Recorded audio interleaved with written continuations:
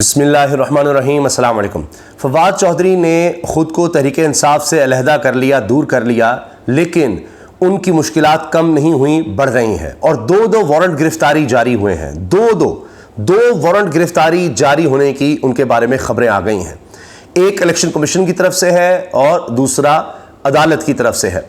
अब ये मामला क्या है, इस पर बात करने से पहले मैं ये अर्ज़ करना चाह रहा हूं कि फवाद चौधरी साहब के बारे में उनके भाई ने ये पुलिस को कहा है कि जी वो हमें भी नहीं मिल रहे, यानी फवाद चौधरी भी अब किसी को मिल नहीं रहे। अब तीन तरह के लोग हम देख रहे हैं तहरीक इंसाफ में हैं। एक तो वो लोग जो पूरी तरह से अभी तक तहरीक इंसाफ के साथ खड़े हैं और जेलें भी भुगत रहे हैं, या वो रूपोश हैं, मिल नहीं रहे, जिस तरह आपको अलीमीन गंडापुर, मुराद सईद, दीगर लोग हैं। अब उनके खिलाफ भी वारंट गिरफ्तारी जारी हो गए हैं कि जी ये लोग नहीं मिल रहे, पेश नहीं हो रहे, ये सब कुछ। उसमें फवाद चौधरी भी शामिल हो गए हैं जो मिल ही नहीं रहे। इनमें हसन न्याजी भी हैं, इमरान खान साहब के भांजे। अच्छा, दूसरी कैटेगरी है उन लोगों की कि जो छोड़ तो गए हैं लेकिन छोड़ने के बावजूद वो उस तरह से तहरीक इंसाफ के खिलाफ खड़े नहीं हो रहे जिस तरह से चाहा गया या जिस तरह से उनको होना पड़ेगा या होना चाहिए था अगर उन्होंने बिल्कुल अपनी जान छुड़वानी है तो। और उसी कैटेगरी में हमें फवाद चौधरी भी नजर आ रहे हैं, असद उमर भी नजर आ रहे हैं, असद कैसर भी नजर आ रहे हैं कि उनके खिलाफ केसेस चल रहे हैं, अगरचे वो यानी कुछ ना कुछ तरह से उनको रिलीफ मिल जाता है, वो गिरफ्तार नहीं है लेकिन केसेस उनके खिलाफ हैं। तीसरी कैटेगरी वो है जो भरपूर तरीके से तहरीक इंसाफ के खिलाफ आकर खड़ी हो गई है, जिनमें आपको फयाजुल हसन चौहान मिलते हैं, जिनमें आप किसी हद तक आप परवेज खटक को भी शामिल कर लें। तो इस तरह की भी ये कैटेगरी है। लेकिन ये जो दरमियान वाली कैटेगरी है कि छोड़ तो दिया है, साथ भी नहीं है, लेकिन अब पूरी तरह से खिलाफ भी नहीं खड़े हुए, इसलिए अभी भी ज़ेरे अताब नजर आ रहे हैं, उनमें हमें फवाद चौधरी नजर आते हैं। अब इनके खिलाफ दो, मैंने जिस तरह आपसे अर्ज किया, नाकाबिल जमानत वारंट गिरफ्तारी जारी हुए हैं, उसकी हम बात करेंगे। जिसमें से एक इलेक्शन कमीशन के हवाले से जो था, उसमें पुलिस ने ये रिपोर्ट दी है, पुलिस एहलकार ने कि जी हम गए उनके घर वारंट की तामील करवाने और उनके भाई हमें फैसल चौधरी मिले, जो वकील है। उन्होंने कहा कि जी वो तो हमें भी नहीं मिल रहे, हमें भी नहीं मिल रहे, यानी वो यहां नहीं है, फवाद चौधरी का हमें पता ही नहीं है कि वो कहां है। अच्छा, अब दिलचस्प बात यह है कि फवाद चौधरी उतने एक्टिव ना सही लेकिन ट्विटर पर अब भी एक्टिव है और इससे उनको पता लग रहा है कि उनकी सोच क्या है, या वो क्या सोच रहे हैं या किस तरफ जा रहे हैं। अब उन्होंने तहरीक इंसाफ जब छोड़ दी थी उसके बाद भी काफी अरसे तक उन्होंने पाकिस्तान तहरीक इंसाफ लिखा हुआ था अपनी ट्विटर प्रोफाइल पर, लेकिन अब उन्होंने नहीं लिखा हुआ पाकिस्तान तहरीक इंसाफ, सिर्फ लिखा है पाकिस्तान बस। लेकिन जो उनकी पिन ट्वीट है जो मुसलसल आपको नजर आएगी, वो अभी भी है इंपोर्टेड हुकूमत नामंजूर, यानी मौजूदा हुकूमत को उन्होंने इंपोर्टेड हुकूमत कहा था जब वो तहरीक इंसाफ में थे, जब सारी मामलात हुए, इमरान खान के खिलाफ वोट ऑफ नो कॉन्फ्रेंस आया, तहरीक इंसाफ की हुकूमत गई, तब ये नारा इन्होंने लगाया था जी इंपोर्टेड हुकूमत नामंजूर। वो अब तक उस नारे पर कायम नजर आ रहे हैं फवाद चौधरी। इसके बाद सीनियर सहाफ़ी और ARY के ब्यूरो चीफ प्रोग्राम भी करते हैं इस्लामाबाद से, खबर घुमन, उनकी ट्वीट को रीट्वीट कर दिया है फवाद चौधरी साहब ने। वो ट्वीट क्या है कि जी कुछ अरसे से नून लीग की क़यादत के हवाले से मुस्बत अदालती फैसले आ रहे हैं, अदालतें शरीफ खानदान के साथ होने वाली ज्यादती पर भी बात कर रही हैं, जो कि अच्छा है। यानी शरीफ खानदान के खिलाफ बड़ा कुछ हुआ, बहुत बुरा हुआ, यही तो होता है जब इक़्तिदार में आते हैं तमाम इदारे ये अपनी ज़ात के लिए इस्तेमाल करते हैं। अब अदालतों में भी देखिए क्या हो रहा है, ऐसा रिलीफ मिल रहा है जो कभी सोचा नहीं जा सकता, कभी पाकिस्तान की तारीख में नहीं हुआ कि एक शख्स जो है इश्तिहारी है, मफरूर है, भागा हुआ है, वो बाहर ही है। कानूनी कहता है जब तक वो आ नहीं जाता अदालत हमें सरेंडर नहीं कर सकता, किसी किस्म का उसको रिलीफ नहीं मिल सकता, कोई उसका केस नहीं सुना जा सकता। लेकिन यहां सब कुछ हो रहा है। तो आगे खबर गुमन साहब जो लिख रहे हैं उसको रीट्वीट कर रहे हैं, इंडोर्स कर रहे हैं, उसकी तायद कर रहे हैं फवाद चौधरी। हो सकता है मेरी नज़र से ना गुजरा हो, जिसके लिए पेशगी माजरत चाहता हूं। क्या किसी फैसले में एवन फील्ड के हवाले से भी किसी मोअज़्ज़ज़ जज साहब ने तफसील लिखी है, खास तौर पर इन ज़राए के बारे में जिनको इस्तेमाल करते हुए वो कीमती फ्लैट्स खरीदे गए थे? क्यों सारी लड़ाई तो इन ज़राए के हवाले से शुरू हुई थी?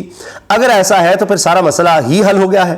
दोबारा से अपनी कम इल्मी पर माजरत चाहता हूँ, खास तौर पर तहकीकाती साफियों से, शायद उन्होंने खोज लगा लिया हो कि वो एवन फील्ड का तो कोई सुराग नहीं लग रहा, आप कहाँ से बनाए थे, क्या फैसला आया था।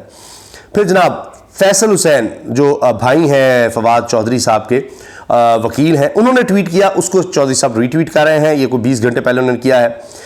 This is his new drama. This lawyer was counsel against Mian Nawaz Sharif in this case. He ran away later on. तो केजी हामिद खान जो हैं उन्होंने कहा, वसीम बदामी साहब ने ट्वीट किया कि रहनुमा तहरीक इंसाफ हामिद खान, नवाज शरीफ के खिलाफ फैसला कन्विंसिंग नहीं था, ये कोई इतनी बड़ी बात नहीं थी जिस पर आप किसी को नाअहल कर दें।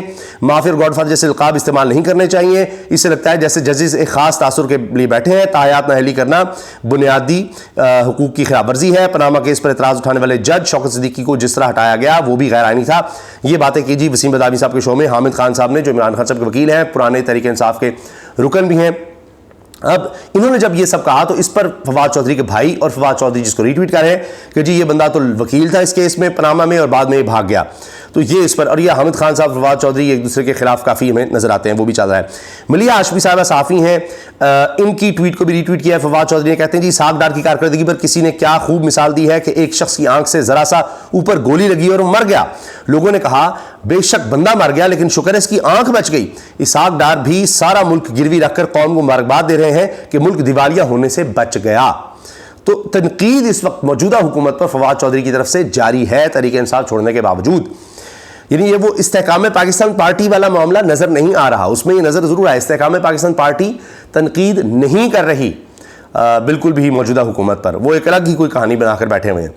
तो फवाद चौधरी उनसे बिल्कुल अलग चल रहे हैं। अच्छा, इसी तरह राजा मोहसिन इजाज़ है, ये साफ़ी हैं, कोर्ट रिपोर्टिंग करते हैं, ARY से वाबस्ता हैं और इससे पहले डॉन न्यूज़, दुनिया न्यूज़ से भी रहे हैं, बड़े ज़बरदस्त रिपोर्टर हैं। इनकी ट्वीट को रीट्वीट किया है फवाद चौधरी ने कि जी पाकिस्तान की कानूनी महाज पर अहम कामयाबी किशनगंगा डैम के हवाले से एक अहम पेशरफ्त हुई है कि हमारा मौक़िफ़ जो है वो हमें आलमी अदालत में मानते हुए नजर आ रहे हैं। फिर जनाब चौधरी साहब एक और रीट्वीट कर रहे हैं कि लाहौर की इंतसाब अदालत का साबिक वज़ीर-ए-आज़म मियां मोहम्मद नवाज शरीफ का हैरान कुन रिलीफ इश्तिहारी होने के बावजूद ना सिर्फ इनकी 265K में बरियत की दरखास्त सुनी बल्कि सरेंडर किए बगैर खुद ही दिया इश्तिहारी का स्टेटस वापस लेकर तहरीरी फैसले में मेरिट्स पर जाकर बरी भी कर दिया। ये हो रहा है जिस पर वज़ीर-ए-आज़म शहबाज शरीफ बड़े खुश नजर आ रहे हैं। ये पाकिस्तान की तारीख में कभी हुआ ही नहीं। अब आ जाइए जनाब फवाद चौधरी साहब के ऊपर केसेस के हवाले से बात कर लीजिए। फवाद चौधरी, असलम इकबाल, फर्क हबीब के नाकाबिल ज़मानत वारंट गिरफ्तारी जारी कर दिए गए हैं और ये किए गए हैं अदालत की तरफ से।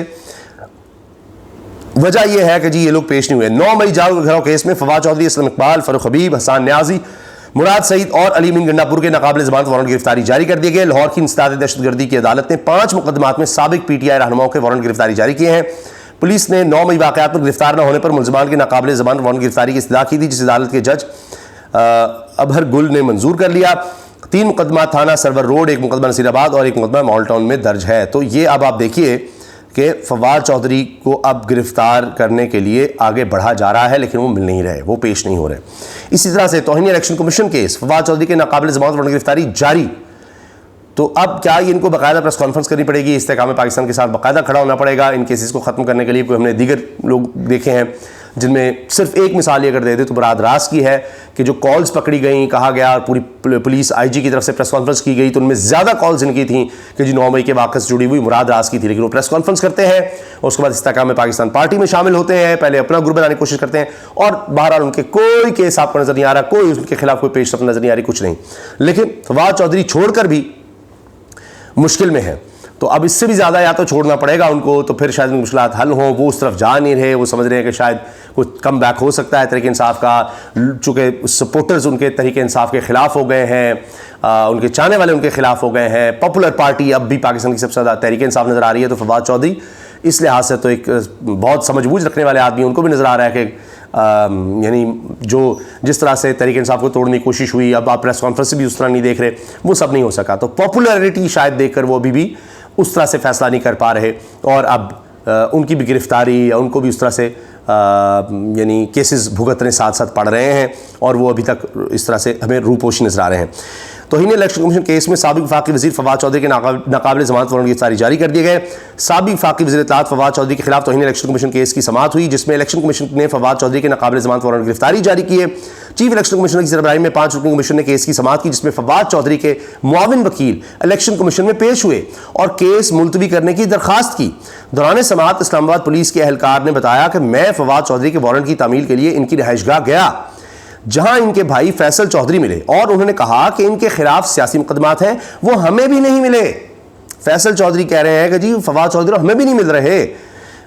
मेंबर इलेक्शन कमीशन ने पूछा कि क्या फवाद चौधरी आए हैं। वो ना खुद आए और ना इस्तिस्ना की कोई दरखास्त दी है, जिसमें मामून वकील ने जवाब दिया कि हाई कोर्ट में आज वकील इलेक्शन कमीशन ने दलाइल देने हैं, केस मुलतवी कर दें क्योंकि हाई कोर्ट 1-2 दिन में फैसला कर देगी। इलेक्शन कमीशन ने मामून वकील फवाद चौधरी की जानिब से की गई इस्तदा मुस्तरद कर दी और तौहीन इलेक्शन कमीशन केस में फवाद चौधरी के नाकाबिल ज़मानत वारंट गिरफ्तारी जारी कर दिए। इलेक्शन कमीशन ने फवाद चौधरी के खिलाफ तौहीन कमीशन की केस की समाअत 20 जुलाई तक मुलतवी कर दी है।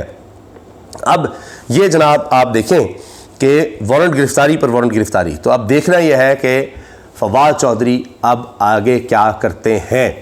फ़िलहाल ये है कि ये तो नज़र आ गया कि वो तरीके इंसाफ में नहीं है, लेकिन वो तरीके इंसाफ के ख़िलाफ़ भी उस तरह नहीं नज़र आ रहे। ये असल मसला है। तो क्या वो उस तरफ जाते हैं या ये केसेस भुगतते रहते हैं और कब तक ये सब कुछ होता रहता है, या कोई एक बड़ा वाक़या, कोई बड़ा वाक़या सब कुछ बदल देता है। जो इस वक्त हम पाकिस्तान में सूरत हाल देख रहे हैं, एक बड़ा वाक़या सारी सूरत हाल को बदल भी सकता है। इस पर इंशाल्लाह हम आने वाली वीडियोज़ में बात करेंगे, क्योंकि पाकिस्तानी मईशत का क्या हाल है इस पर बात करना बहुत ज़्यादा ज़रूरी है।